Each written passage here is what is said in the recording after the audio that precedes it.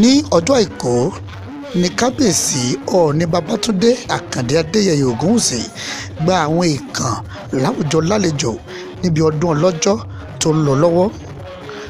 Oríṣiríṣi ẹgbẹ́ ní ìlú ilé ifẹ̀ àti àwọn ìlú mìíràn àti àwọn orílẹ̀-èdè mìíràn bíi mexico, brazil, uk, canada àti bẹ́ẹ̀ bẹ́ẹ̀ lọ ni wọ́n péjú pésẹ̀ síbi ayẹyẹ ìgbanilálejò ọ̀hún.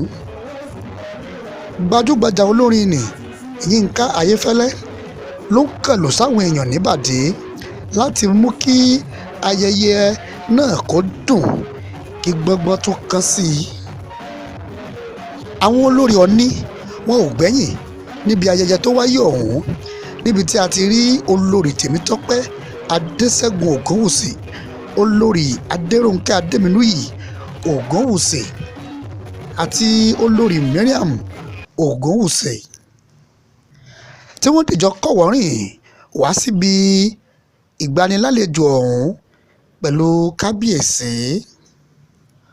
Ọdún ọlọ́jọ́ tí ń tẹ̀síwájú lónìí yìí, ọjọ́ ajé 2nd of October 2023, níbi tí ọba aláyélúwà ọ̀hún kábíyèsí ọọ̀ni adéyẹyẹ yóò ti ṣe àbẹ̀wò sí ilé tí a ti bí gan lọ́mọ, tí àsálẹ̀ àṣà yóò sì tẹ̀lé.